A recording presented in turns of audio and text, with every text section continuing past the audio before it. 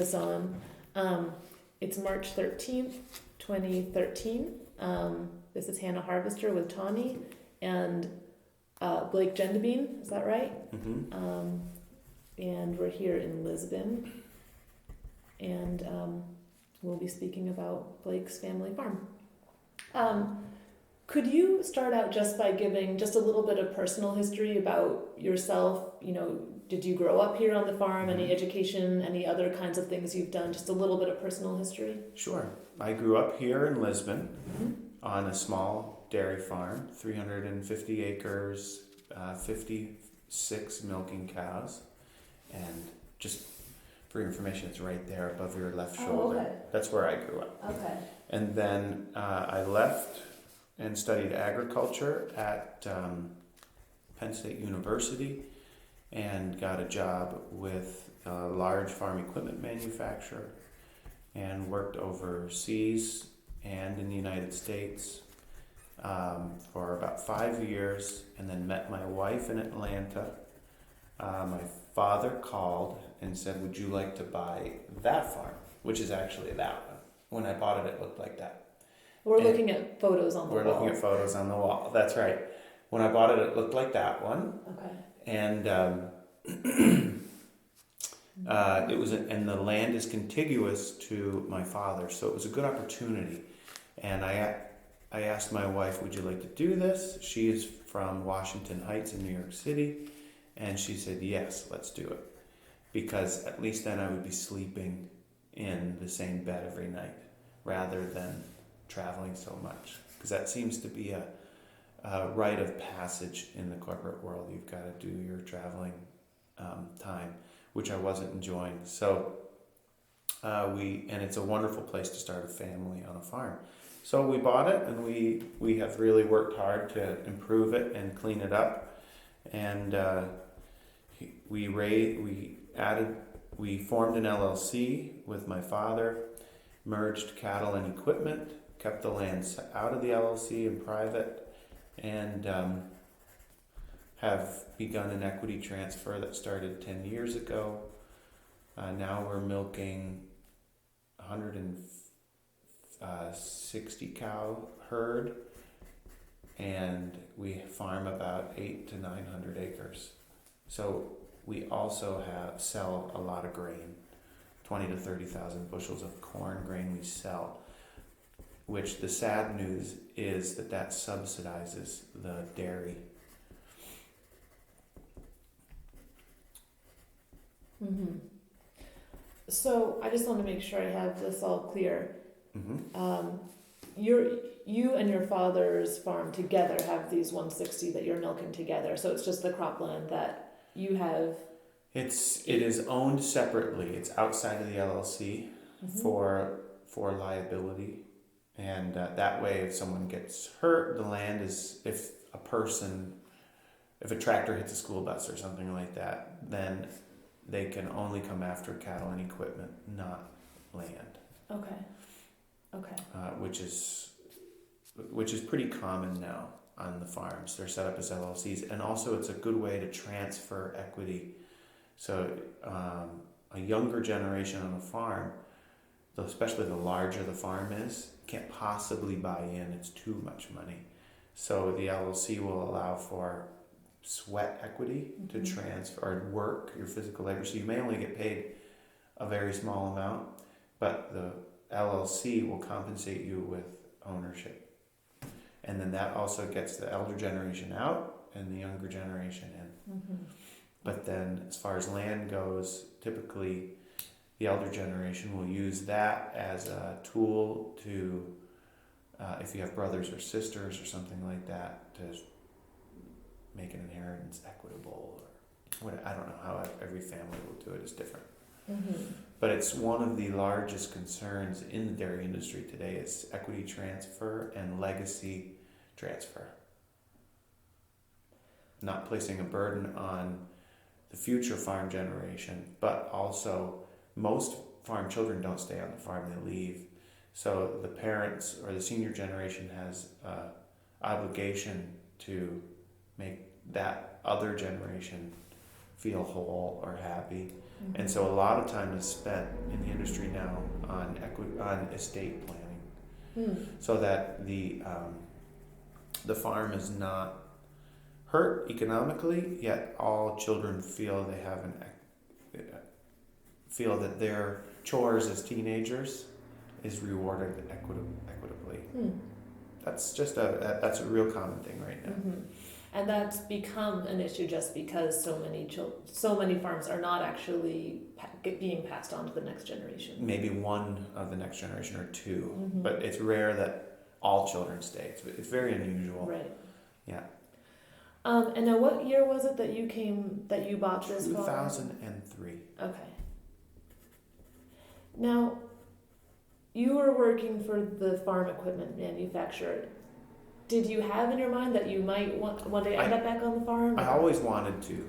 A lot of my job was visiting farms in the U.S. and in Europe, and it was every time I visited a farm, I felt like, geez, I'd love to come home. But honestly, between you and I, it's not an easy thing to find a woman who is committed, a spouse who is committed to that lifestyle. And luckily, my wife's father was a superintendent of an apartment building, so and an immigrant, first generation Cuban immigrant. So he worked really hard. So in her mind, what a father is a guy that works 7 days a week anyway. So her expectations are on track with what my lifestyle is. She's fine. Mm-hmm. That's very difficult. There's a lot of I can think of 2 owners that tried to farm here, and I believe 2 of them, one ended in a divorce because the woman's expectations were not being met for time with her husband, and the second was ownership was transferred to avoid a divorce. It's very common. Yeah, everyone that I've spoken to so far, it's like both the spouse, has come from a farm background. Mm-hmm. So I can see how it would be difficult if that weren't the case. Yeah, it is hard, and it's hard. Mm-hmm. Many subtle things are very different. Right. Okay, so when you came here, did you then increase that herd with your father, or was that okay? Yeah, just through mostly internal herd growth. Mm-hmm. Okay. So can you just kind of, well, actually, so farming has been in your family for a long time then? Not really. We are still considered new. This would be interesting. So my father bought his farm. He left South America, and with Mom, they were in the Peace Corps, and then the AID. They were kicked out of Bolivia when it turned communist. It was right around Che Guevara. They were there when the Che was captured, and then Bolivia turned communist. All Americans were kicked out. So they were heartbroken because they really were doing everything for the right intentions. So they decided to go to the middle of nowhere and buy this farm, which is how we ended up here. And they never really fit in for a long time, because in a small community like this, everybody's related. So, for example, the Aikens, they've been here forever. The Putneys, they've been here forever. The Nelsons, they've been here forever. The Cruikshanks and the O'Briens, so all surrounding farms have been here forever. And Mom and Dad's farm is still called the LaRue Farm. So they've been here since 1970, and their farm is still called the LaRue Farm. And my farm is called the Thompson Farm, and will be for a long time.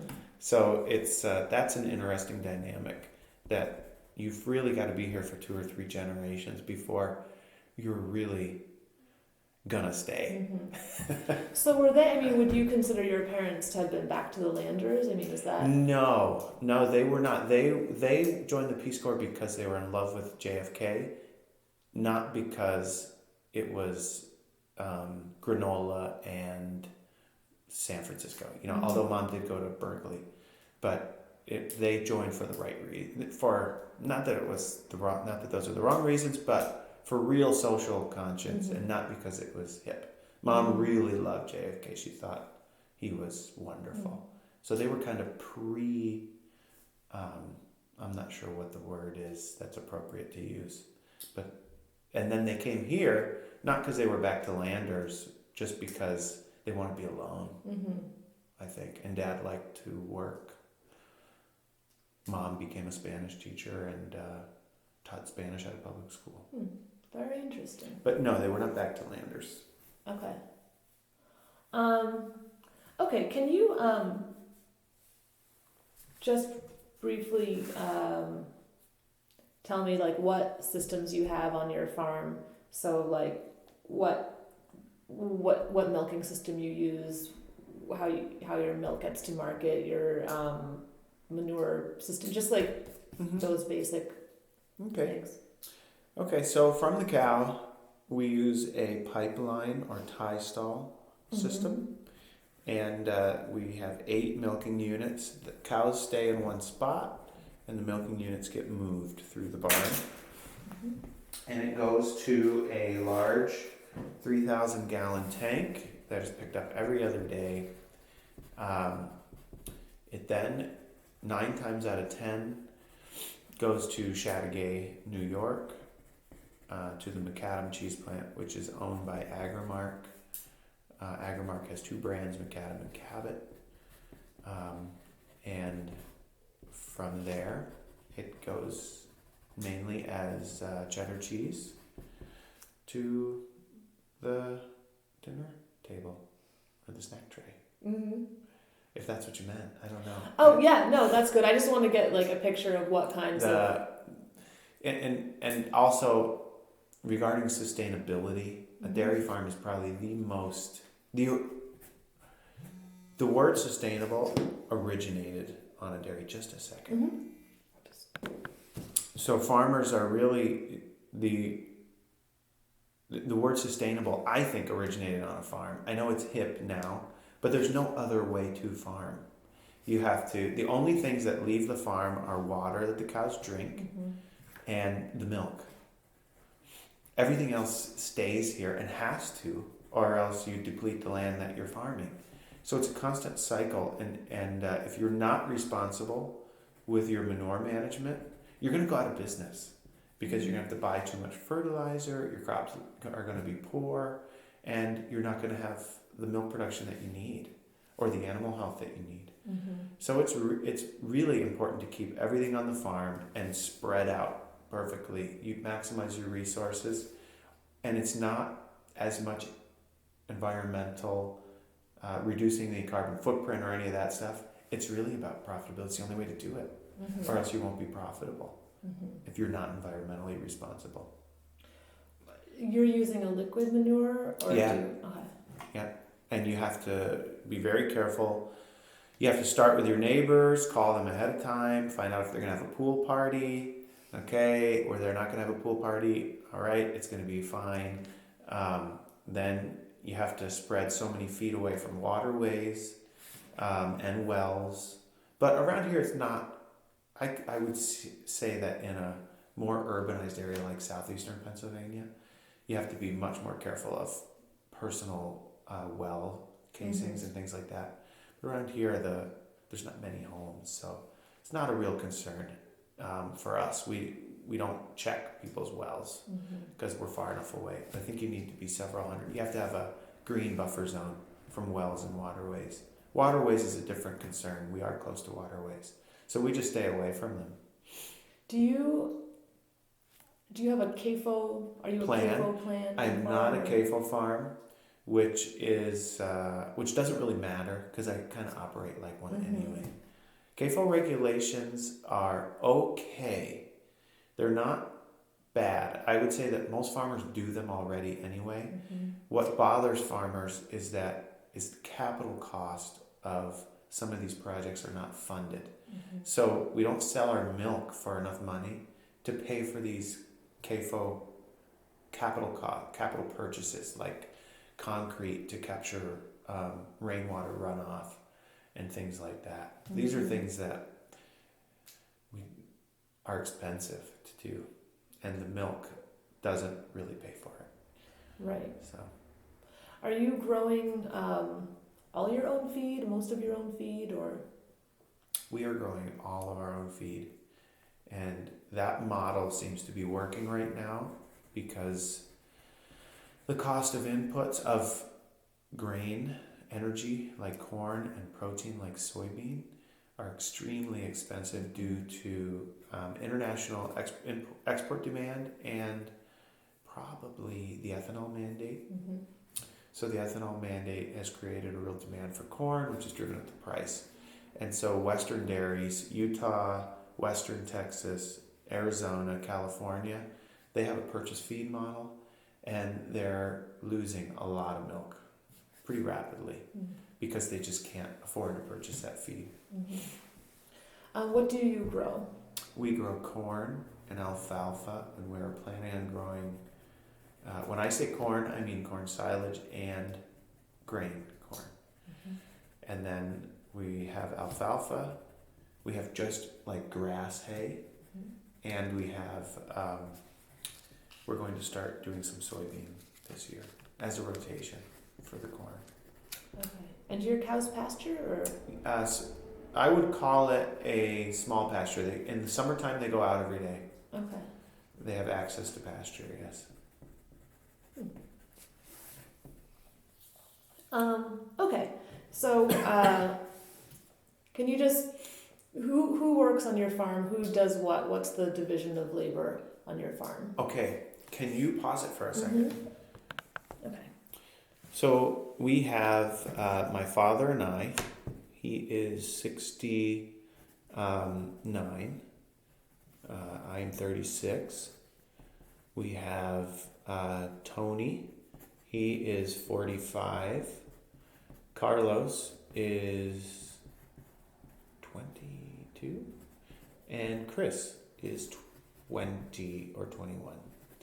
And that's basically the full-time help. And then we have Matthew Ferris, a college student at Jefferson Community College, who will work this summer. And we have Evan Robinson, a unique 16-year-old boy who lives up the street. And he's fantastic. He is wonderful. It's very unusual to find kids that want to work. And he's great summer help too. And then, like I mentioned before, we will have a Japanese intern this summer, which we're all looking forward to. Yeah, that should be really That interesting. should be very, very fun. This Evan, he only works in the summer, or does he do any chores and stuff? Evan only works in the summer. Okay. Yeah, he only works in the summer. But he's been working with us since he was 14, and he'll do anything without complaint. He shows up on time. He's very responsible. He's just a nice kid. Does he want to go into farming, or? No. But and that's what's unusual. His dad's a lawyer. His mom is a professional at Hepburn Hospital, but he enjoys the farm. But I doubt he'll go into farming.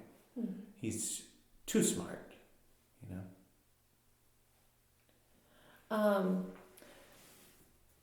Okay, and now how do you divide sort of the labor of the farm between you and your father is? Okay, my dad is extremely mechanically inclined, so he works in the shop. He spends a lot of time repairing equipment and driving the tractor too. Carlos, Chris, and Tony spend a lot of time with the cows, which is what I used to do. And it got to be too much for me. So it just was not physically possible anymore. And I do more of a management role with those guys.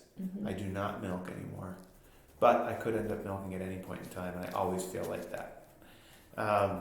So I feel like it's a constant, at this point, it's a constant, well, I'm resting up until I don't have help anymore. So that's how I feel. But it's still a lot of work. It is picking stones. It's constant help with those guys basically every day. Yeah, and then field work comes, and I alluded to picking stones and planting crops and cutting hay, and summer times are really, really busy. And the paperwork is phenomenal, even just for 150 cat dairy. And so you're sort of the paperwork person. You do all do of a lot of that and the paperwork, too. financial stuff. Okay.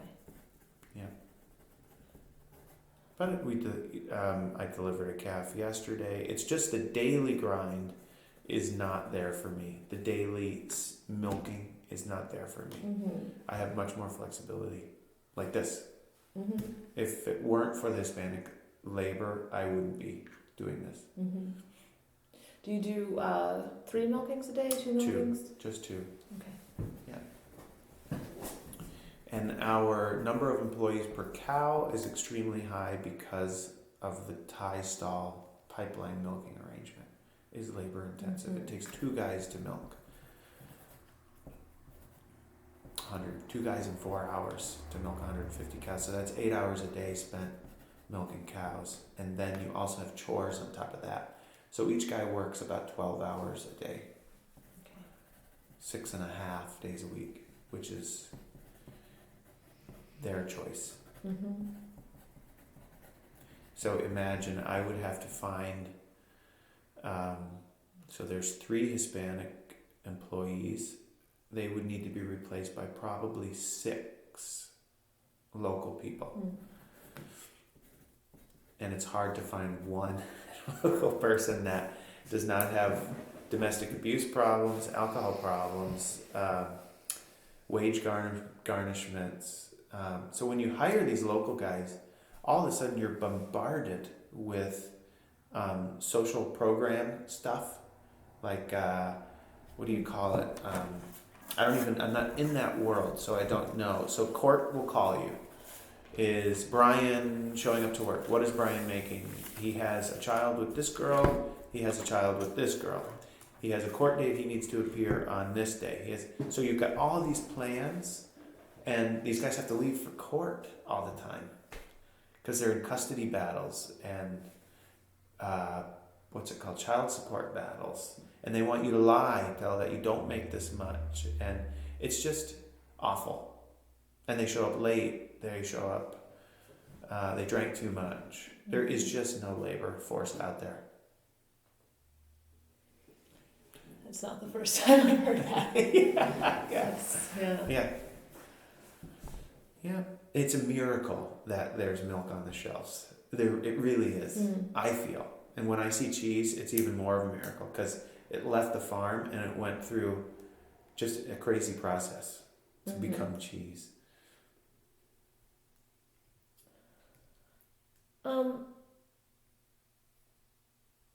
Have there been, since you came on in 2003, now the farm was not operational when you bought it? It was. Or it was, okay. It was. So did you implement any major changes? The family that we bought it from, they bought it when it looked like that. And he was a retired sheriff and Vietnam vet. And he became depressed. I think he thought when he bought it like that, he thought that it was going to be a wonderful lifestyle. Well, it slowly disintegrated, and so he slowly self-destructed. He pulled his children from school. They became homeschooled, which they weren't getting any education at all. They were working. He would have days where he couldn't leave the house because he was so depressed. So eventually he lived off the depreciation of the farm, which meant that once nothing worked anymore, he sold it and they left the area. So he came, destroyed the farm, and destroyed a fairly nice farm in about 8 years. But that being said, it gave me the opportunity to buy it. Maybe if it was functioning and really prospering, I maybe couldn't have afforded it. So we put a lot of money into it. We rebuilt the whole thing, and now it looks like that. So it's much nicer. Yeah. You and your dad do the building work, or do you hire? No, we hire a corrections officer who is, you probably know that they don't have much self-worth in their jobs as corrections officers.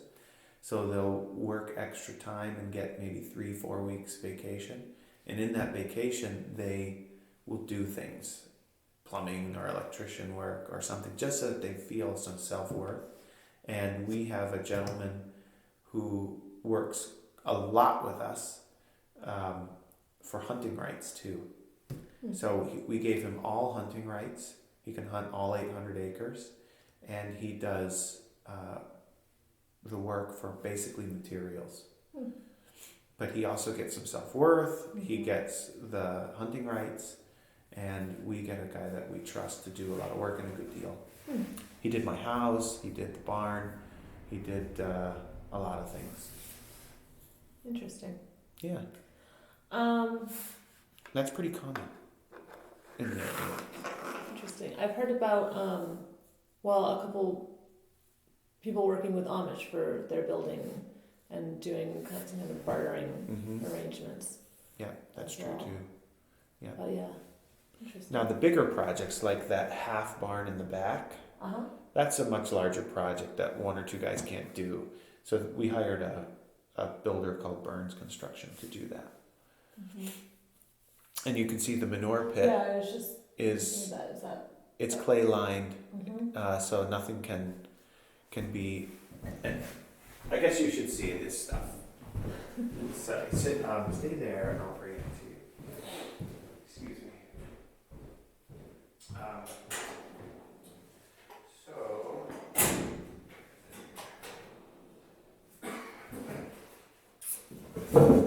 here. So this is a company out of. This is what most of us do. I don't know if I show you this stuff or not. no. This is a company out of Pennsylvania, Ephrata, Pennsylvania, southeastern PA, near Philadelphia, I think. And so here's the manure pit. So it's an engineered manure pit. And this is the new barn in red. So this is the as-built drawing over top of the engineered drawing. Okay. So there's a lot of thought went into just that right there. So it just kind of looks like a barn in some dirt, but there's a lot of thought that has gone into it with future manure pit expansion, future feed storage, wastewater runoff like a leach field from the feed storage, a methane digester, and this is and everything is built so that myself or a future owner has the ability to expand barns from here to here to here.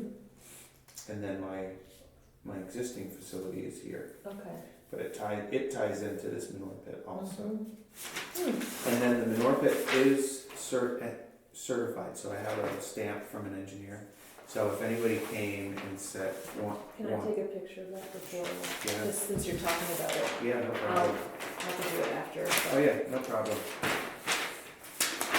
That's fascinating.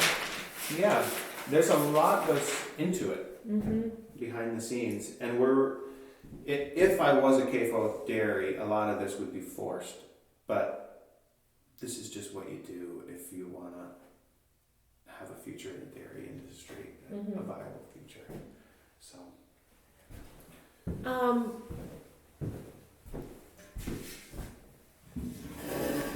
Now that may never happen, right? Those additional stages, that additional manure pit may never happen, but the plan is there. And then I haven't ruined anything for future generations by just guessing where buildings should go.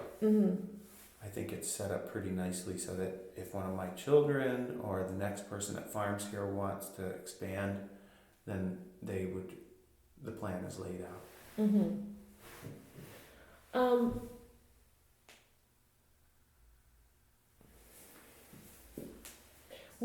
Do you have, what is your sort of long-term, or how far in the future are you thinking in terms of plans for the farm? It is really hard because right now, when we did this when milk was really profitable. So right now milk is not profitable. So it makes much more sense to plant corn and not run the corn through a cow to sell the milk. It makes much more sense to plant the corn and just sell it out of the field. It's just a lot of work to run it through a cow. So we're not doing that. So that kind of messed with the plans.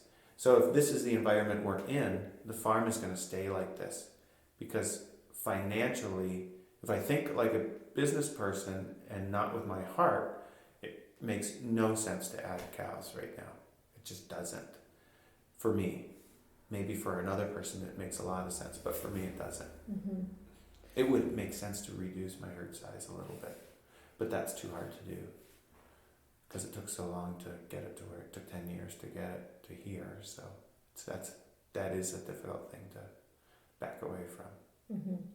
Are you actually losing money on the milk, or in 2 out of 3 years we've lost money on the milk. 2009, pretty much every dairy in the United States lost $750 to $1,000 a cow. So we had 150 cows, so we lost $150,000. We had to borrow $150,000 for nothing. So it's not like we have something to show for it. For making food. So what does keep you in I mean, why are you sticking with dairy? Because in the long term, my children, I guess what I really enjoy is I built a soccer field here, right? So there's 2 small nets. I don't know if you can see a net. Yeah. So I can play soccer with my 3 boys here. They run and they play. They have go-karts. They can do whatever they want. And I don't really have to worry about them. And then my sisters come from Las Vegas and New York City, and they have a blast. My wife's family comes from New York City, and they have fun. My parents are right there. It's just a nice way to live. It's not really about the money. You are building wealth, though. That's different. So there is not a lot of cash, but there is wealth. And if you're smart, that can be a positive in later years. When did you start selling the corn? Maybe 2. We've been selling a little bit of corn since I've been back on the farm for 10 years, but small amounts. But in the last 2 years, we've really started to sell a lot more. And that's based off of the Chicago Mercantile Exchange and futures prices, and that's responding to the drought and the ethanol mandate and the global demand for U.S. crops.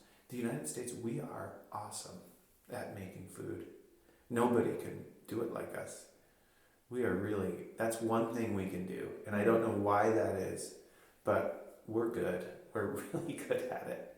Other countries struggle. They just can't get the commitment from their people. They can't get the infrastructure. The government can't provide a secure environment to ship. And we just seem to be able to do it. Does your wife work at all on the farm? No. She has the business in Canton. How important is that to like the overall economic picture for you? For our family, it is not. Okay, long term, it is important. Right now, we're trying to pay the whole thing off in about 5 years. So she's paying herself a little bit, but we decided as a team, husband and wife team, let's just try to have the farm provide us with quality of life and money for living. And then let's pay down your business in Canton. And then once it's paid down, we'll decide, do we want to expand it to the upstairs and borrow again? Or are we going to start seeing some cash? And that is in a response also to, in 4 or 5 more years, my one son will be 13, 14, 15. He's going to be going to college soon. So maybe Carmen's cash will be transferred from debt payment to college payment.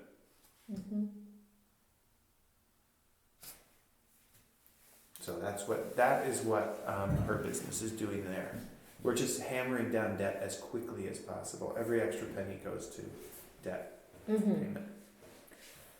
So you said you used to work with the cows more. I hope this doesn't sound well. How would you describe your relationship to your animals? It's close. So this morning I was curry combing cows. So that's kind of what I was doing. I had an extra few minutes. So this morning I pushed up feed and cleaned feed and was curry combing cows. Yesterday I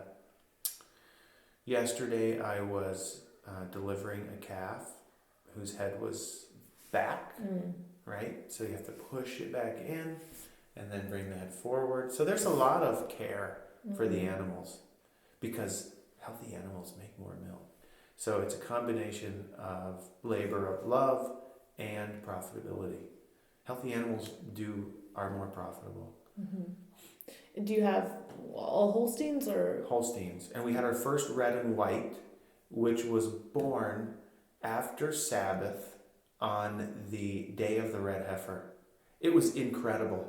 Sunday morning, the Jewish Holy Week of the red heifer, our first red heifer calf was born. Is that cool? That's so cool. I know. We couldn't believe it. And I didn't know. So I walked in Sunday morning and finally a red heifer was born, which I've been breeding for maybe 5 years. And I called a good friend of mine who is rabbi in Boston, in Milton. And he said, are you kidding? And I said, no, why? He said, it's the Holy Week of the red heifer. So he thinks we have a direct connection now. That's which is great. Cool. Yeah, but that's the type of thing that's exciting. That's what we feel. And I have done it, the grind, early on when we were at 75 cows, it was really just me and one helper.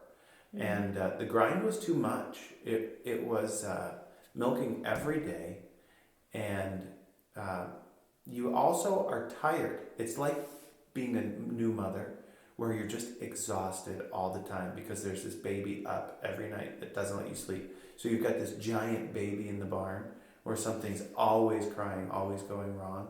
So that grind just kind of wears you out. And then you make these errors. So that's too much. Like I had a heifer freshening and they're tied up in the barn. And this calf was huge. It had this giant head and her body was just too small. So I had to use a chain and a tool that cranks to get this calf out. Well, I didn't notice that I was pulling the mother back and I strangled her. So those are things that's going to bother me for the rest of my life. So I had a dead calf and a dead heifer. And when you're tired, you're tired and alone and you make mistakes. And so that was one of the moments too that I said, we've got to add cows and I have to get some help. So that's what we did. We doubled the herd size and got some help. So now... So you doubled the herd size and able to afford help. Yeah, because it was too much. I wasn't a good husband. I wasn't a good father. Carmen was having babies. We just decided to do 3 babies in a row, just get it over with, and it was just a tough time. So that was a response. Increasing the herd size was a response to that. And I would like to be active. I like to go to things. And I can't do that. I wasn't able to do that. It sounds like I'm complaining about dairying, but those are just the realities. And some people can. But I think most guys, if they're alone, they're a little lower. They're at that 50, 60 cow herd size. Or they have children that are there with them. So. Do your boys do chores on the farm? My son Miles, every night, he's 9, every night he goes to the barn and he feeds his goats and he he's hooked on the goats. He sold a few and he's got it figured out. So that the money thing is driving him, and he scrapes the manure from behind the cows. It's just an extra thing to do. And then he comes in the house and he puts a black Sharpie dot on the calendar, and each dot equals 50 cents. So then I count up the dots at the end of the month and I pay him his $15 or whatever. Pretty good. Yeah. Not bad for a 9-year-old. And then he gets the profits from the goats too when he sells them. So he made $600 on 7 goats last fall. Wow. Now, so he's the oldest, he's the only one doing chores right now. Yeah. Is it like? There's a point. Every kid is different, but there's a point in time when you can just kind of tell that they're ready to do it. If you force them into it, I think they're going to lose interest. And maybe they won't have it. Maybe the other two will have zero interest. And I'll have to find something for them to do. But as farms grow, when I was a kid, we fed the cows with wheelbarrows and scoops. So I really had chores to do as a teenager. Now it's skid steers and tractors, and large feeder mixers, and much more dangerous things that 9-year-olds shouldn't be doing. So the goats has worked out pretty good. They're small, and it's kind of an old-fashioned thing for them to do. So that has been all right. Picking stones they'll be able to do, but as far as year-long chores, that's going to be harder to figure out. That's interesting. For me to figure out, because I can't just have them do the things I was doing. Right, because they're just not happening the same way. It's not happening. It's just too dangerous.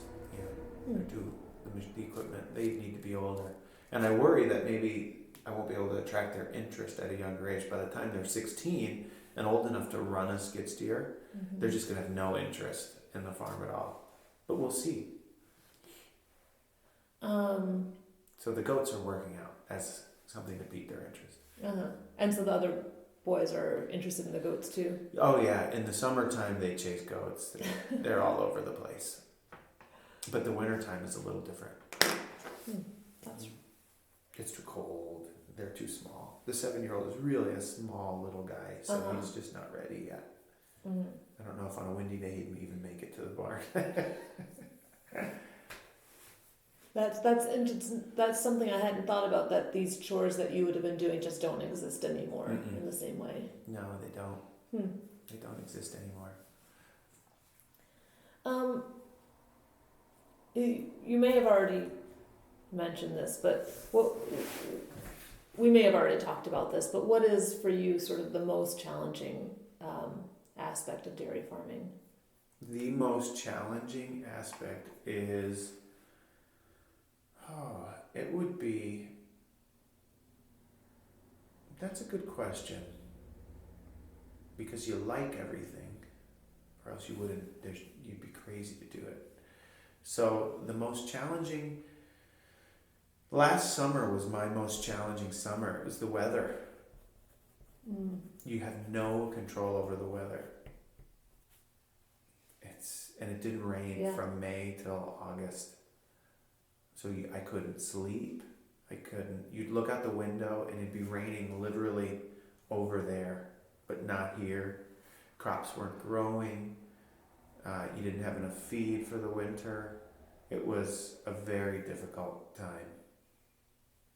It was extremely hard, and you're watching boats go by, corrections officers with their week off, teachers with their summers off, and their boats go by right while you're in the field raking hay or something like that. That's frustrating. Not that I want that, but then they complain that cheese is too expensive or milk is too expensive. Or I'm on the school board and they complain about stuff that is just really nothing to complain about if from the perspective of a self-employed farmer. So you do lose a little bit of apathy for other people. It's hard to have apathy because admittedly so, we're in our own bubbles and it's a real difficult bubble. You have animals dying, you have crops failing, you've sold wet, not raining too much, all these things you have no control over. You don't even have control over the price you sell your product for. Mm-hmm. So it's hard. It's really hard, but it's awesome too. That's what makes it awesome, because nobody else wants to do it. I don't know if I'm getting. You mean that you're filling this need, and that Yeah. you're doing this thing that You're very doing few people will do and can do, and it's a very honorable thing. You're making food. Mm-hmm. There's not much better than that. What do you do when it doesn't rain? I mean, how do You just suffer. Yeah. So were you? And what has happened is this year I will buy crop insurance, which costs you a lot of money up front, thousands of dollars up front. But if it doesn't rain, at least I'll be covered. Where last year I borrowed $100,000 to put the crops in, and I wasn't getting my $100,000 back because it wasn't raining. So it was very stressful. It's a financial stress as well as just a care for the land and the crops. And this year the bank told me that if we're going to lend you $100,000 again to put the crops in the ground, you're going to need crop insurance. You have to reduce your risk. Mm-hmm. So risk is probably risk. There's a lot of risk. Mm-hmm. Animal health, weather, insects. These are just things you don't have control over. Were you, did you end up having to buy feed for the No, winter? we barely got by. In the end, we got by. It started to rain in August, and we got by. But that summer was so stressful. It was really stressful. I'm not going to do that again. I will buy crop insurance. It is challenging when I'm spreading manure and people give me the finger, right? People don't understand, and then they go home and they buy dinner, or their wives feed them ice cream for dessert. Right? Though that's very challenging. Even in the country here, the disconnect between what we're doing to make food, and I get the finger a lot. Really? Yeah. A lot, and I'm responsible. I'm careful. I'm pulled over to the side, and it has nothing to do with me personally. These are people I don't know, and that's frustrating. One time somebody was in a rush. I had a wide piece of equipment, and they were in a rush to get to the Seaway Festival in Ogdensburg.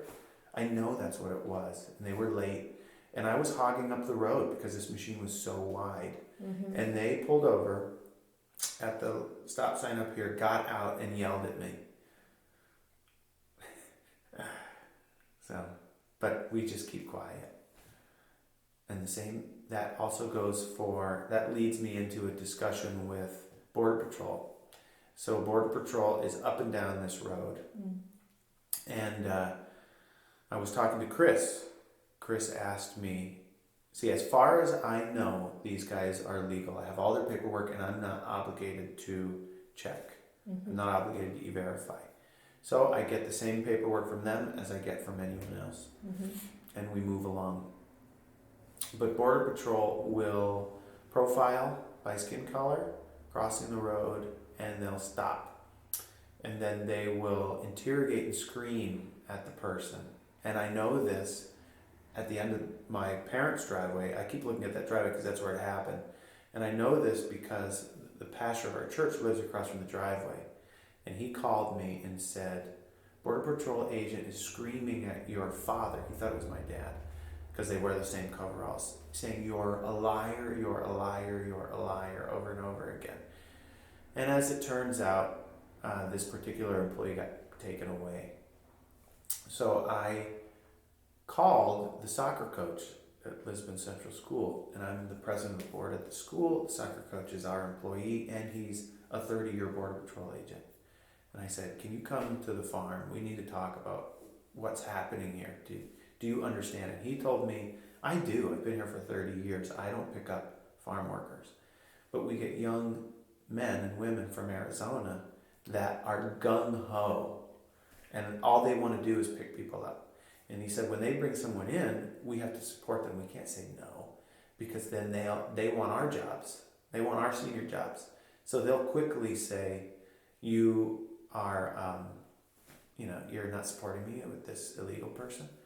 Well, anyway, it was Christmas Eve, or 2 days before Christmas, and my wife was leaving for New York City to see her family, and it was our 10th wedding anniversary. So I needed help, or else I was going to be stuck on the farm away from my family over the holidays.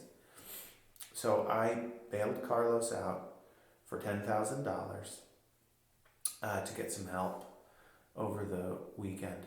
But it was a very complicated process, and in the end, the boss of the Border Patrol, of all 42 Border Patrol agents from Ogdensburg to Messina, said he did not apologize directly, but I would call it an apology, and he hinted to me that the state police have asked him to be more lenient on the Mexican help because the farms are switching to Puerto Rican labor, and the Puerto Ricans are scaring it's a race issue, are scaring the local community because they're free to roam around.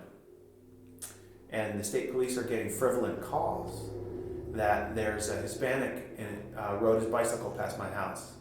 And so the state police have to respond to these calls. So the state police actually asked Border Patrol to lay off the Mexican labor, because the Mexicans stay on the farm and don't leave the farm, so that there's less wasted house calls for Puerto Rican labor. It's just this incredible labor issue, which is one little story. So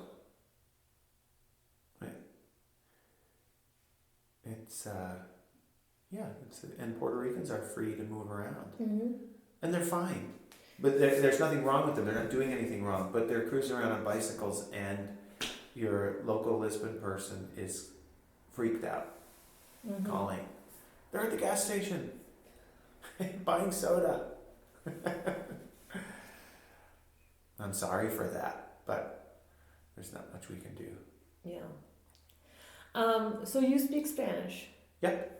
Were you already a Spanish speaker when you started employing? No, not really. I took 5 years of Spanish in school and high school and college. My mother was a Spanish teacher. My dad speaks Spanish. And of course my wife is Cuban, so she speaks Spanish. And I've gotten better since we've hired Hispanic labor. So you can actually communicate with your Hispanic workers. Yeah, totally different. We have a totally different relationship with our Hispanic workers too. So we go swimming together in this pond.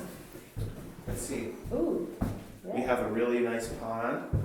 We go swimming together. They're allowed to go hang out there after work. They can do whatever they want. Carlos meditates. He's into metaphysics, and he goes down and he has a little towel and he meditates. And they're more like friends in a way. Yeah, I think they appreciate that we speak Spanish. Yeah, I can imagine that's a lot better than nothing, than having some of the other farms. Yeah, yeah. And we get much more out of them too, because they're not, to these other dairies that don't speak Spanish, they're taskers. Like milking is a repetitive task. But here, I speak Spanish, Carmen speaks Spanish, Mom speaks Spanish, Dad speaks Spanish, so we can explain things to do. And they're very capable, incredibly capable, incredibly practical knowledge and capable, a thing that the local kids around here don't have. They don't have a practical independence and ability to think and a knowledge like these guys do. Which, it's too bad these other farms aren't getting that out of them, mainly because of the language barrier. Right.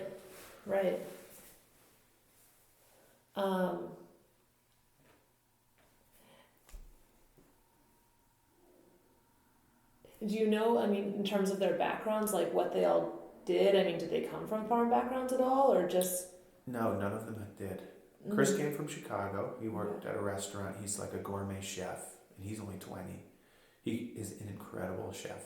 And Carlos was a college student in Pueblo in Mexico, and he's building a beautiful home. Mm. It's on. He shows me pictures on. He has a Facebook account, and Tony is more of a classic story. He's in his mid-40s. He's been here much longer, and he was paying for his daughter to go to nursing school, and for he has a home also that they're slowly chipping away at. Mm-hmm. So all the money goes back. Mm-hmm. Mm-hmm. There's no intention to stay here long term. Mm-hmm. But they live here on the farm. Yeah. Do they live together? In an apartment. The three of them live together, Okay. which they would prefer.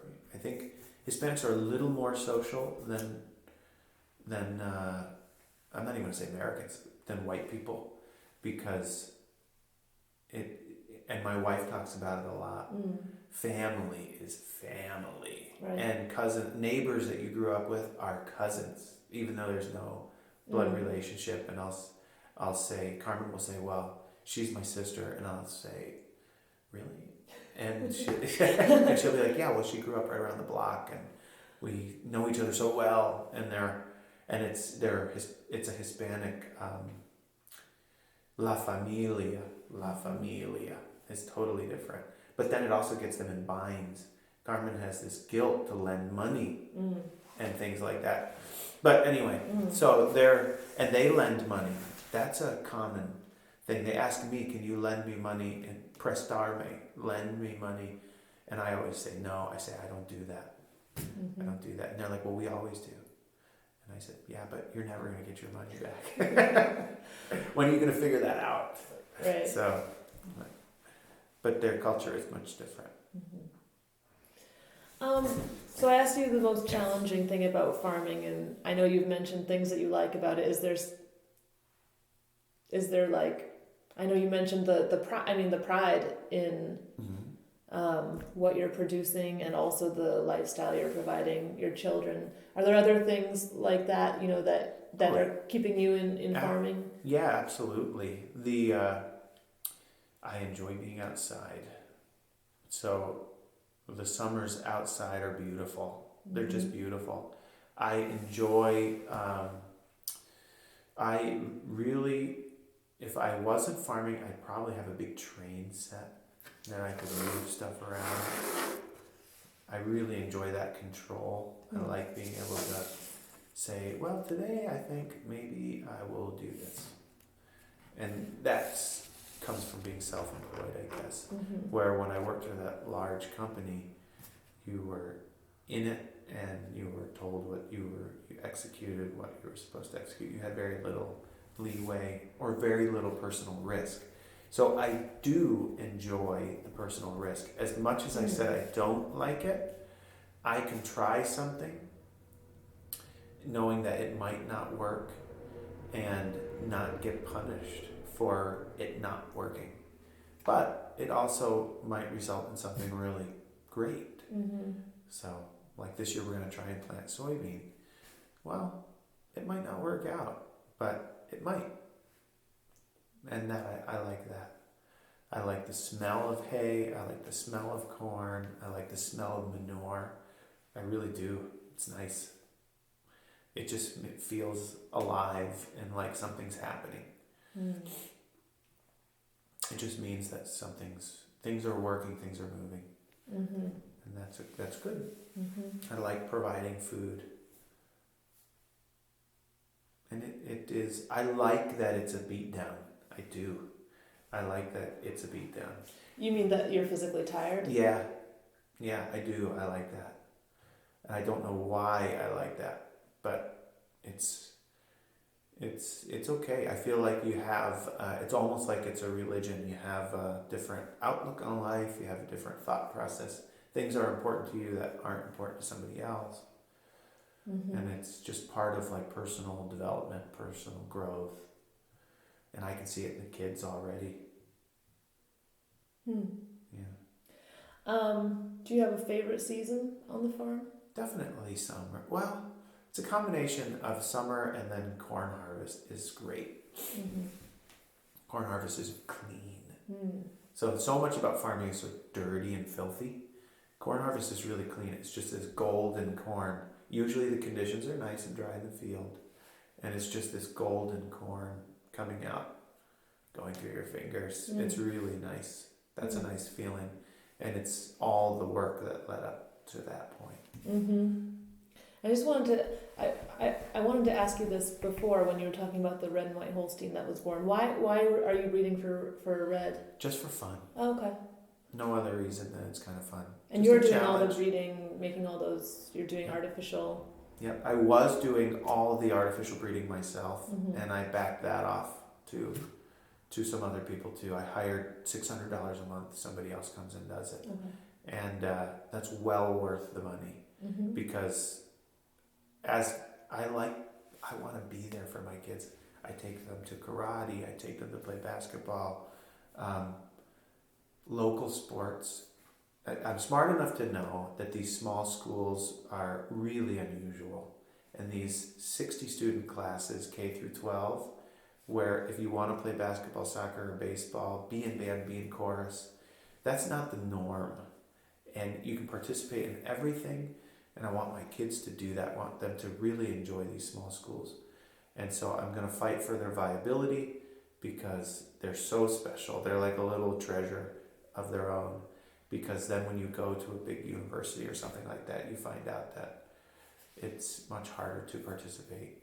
And so I am pushing the kids to participate in those activities. Mm-hmm. And I want to be in their lives in that ways. But if I have this thing that I have to do every day at a certain time, I can't.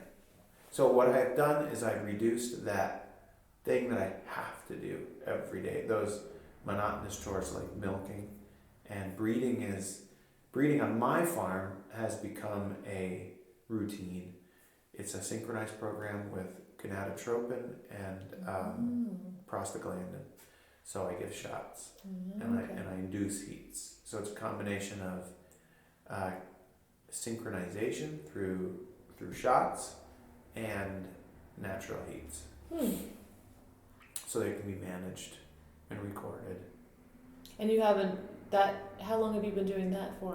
Ooh, a long time, maybe 8 years. And so Yeah. it works. And I used well to for give you? all the shots, and I had to be in the barn at a certain time because the shot has to be given at a certain time. It's just like when a woman wants to synchronize herself for maybe if she's having trouble getting pregnant, she needs to give herself shots. It's the same thing, but we do it for every cow. Obviously, much cheaper. So Interesting. it is interesting. Yeah. Yeah, because the name of the game really is, especially at a farm this size, there's no room for error.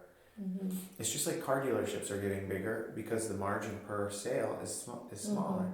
So the margin per cow is getting smaller.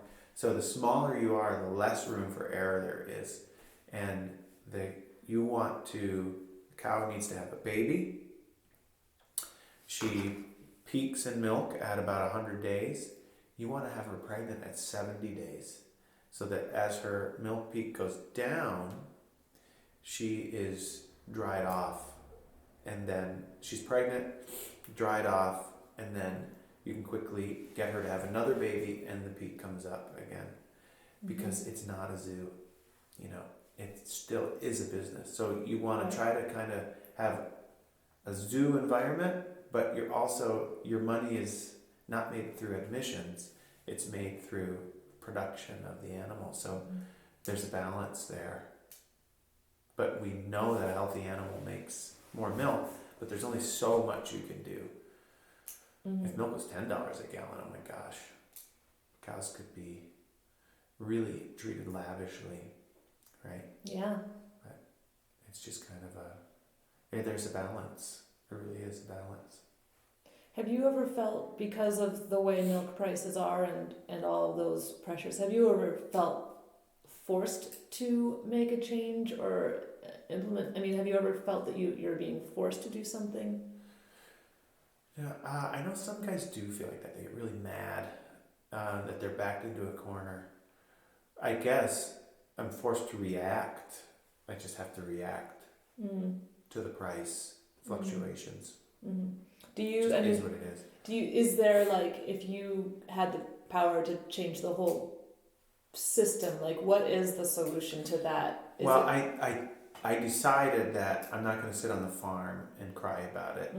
So I got on the board, the Agrimark board, which we make cabbage cheese and macadam cheese. There's 14 of us, and we can set policy, and you do have a say. And I am kind of for a supply management portion in the new farm bill, so that, because it's strange, 5% too much milk kills the price. Where if Nike had 5% too many sneakers, they would ditch them cheap in India and then maintain the price here, not put all their sneakers on sale for half price. But because of World Trade Organization agreements, we can't take that small amount of overproduction and ditch it cheap in another country, because that would be unfair. That might kill some type of global price. But what we could do is dump it down the drain, and it would maintain our price. Dump it down the drain for 14 days collectively, or something like that. And I'm all for that. But a lot of guys are against that. That would be the government telling us what to do. And I'm not. I think government does have a place. I'm not a Tea Party guy. I'm not a right-wing guy. I'm more of a moderate person. And then another, you asked me what bothers me a lot about dairying, and I guess it is that we're dictated by what the consumer wants. Now, unfortunately, the consumer has no idea of what we do. So those things like asking us not to give the cows BST shots or hormone shots, it's really silly. That is so silly to ask us not to do that. Basically, it allowed the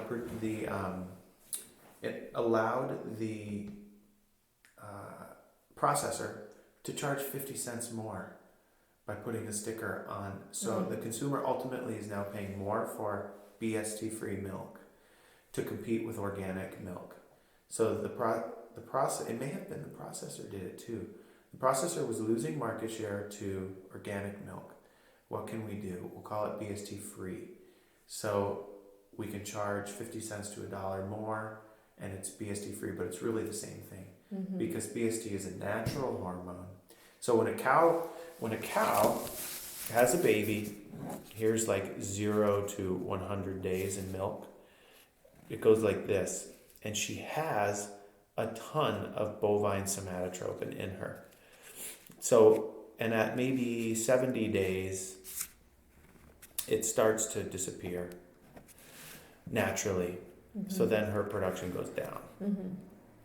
But instead, we can be giving this shot at 70 days of natural bovine somatotropin, which you can't even test for in the milk, because it's in the milk anyway.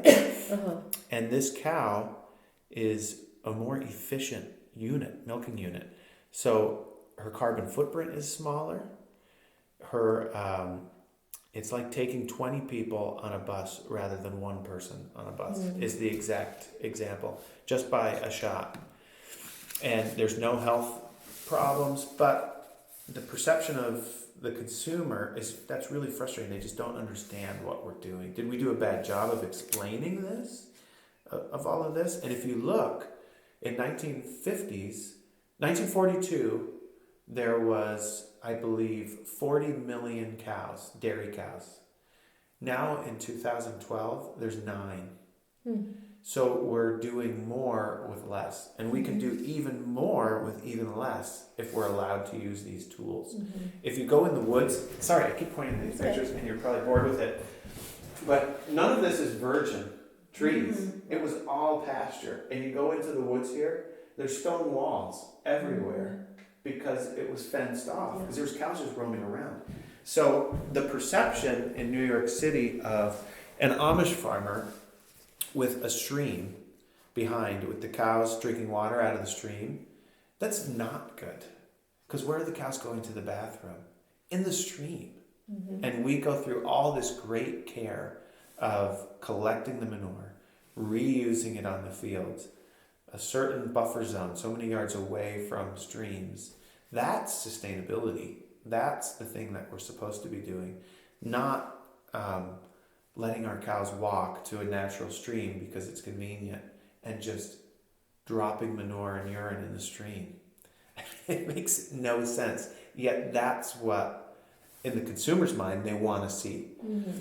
So, in the end, Agrimark we have our dairy, the part that I'm a member of the board, we have 1,200 farms make Cabot cheese. And of those 1,200 farms, I think 100 make about half the milk, I believe. Don't quote me on that, but that's the gist. There's 200 Amish farmers that make probably 1% of the milk. Yet this is the image that we sell. Right. So, and those are our farm. That's my dad and I on the top. That's my farm in the middle, and that's our farm on the bottom. And that's from Publix in Florida. So our farm is used on the wrappers for Publix grocery stores. So people, maybe it's our faults too, because we sell an image that's not necessarily the real one. Mm-hmm. Mm-hmm. So I don't know what the balance is. I'm not an expert, but in the end, I guess it is a business. But for the farmer himself or herself, it's a lifestyle for sure. Mm-hmm. Yeah, definitely. It's definitely a lifestyle. There's so much to say. I know, yeah. Well, I have a couple more questions, but we've gone over an hour. And what time is it? Yeah. Do you need to go? No, it's afternoon. I mean, Yeah. you need to, right? It's okay. You can ask me a couple more questions and I'll go fast this time. Okay, I just wanted to ask about sharing knowledge with other farmers. I mean, Yeah. how would you describe that? Okay. That brings me into more things that I enjoy. So we play basketball on Wednesday nights, and it's almost all farmers. A veterinarian from Heuvelton, and we've all played high school basketball. None of us were any good. It's just about laughing and having fun, and it's almost made out of all farmers. Where is that? It's at Lisbon. At the high school? Or? Yeah, Wednesday nights. And we laugh and we joke and we talk and we ask each other what each other's doing, and that's really a common thing. We meet at the diner, we talk about stuff, we visit. Yet there is a elephant always in the room because we compete for the same land, for expansion. We all are there's that elephant in the room, kind of. But when it all shakes out, bless you, when it all shakes out, there's no hard feelings. Rarely. Maybe there's a couple farmers that have personalities that don't get along. But if you need help, somebody's always there. So that's a positive. And what about the role of your farm in the larger community? I mean, you kind of talked about this in terms of getting the finger, but I mean, what would you say the role of your farm is a farm? I would like to believe we take a lot of pride in a very clean place. The lawn is always mowed.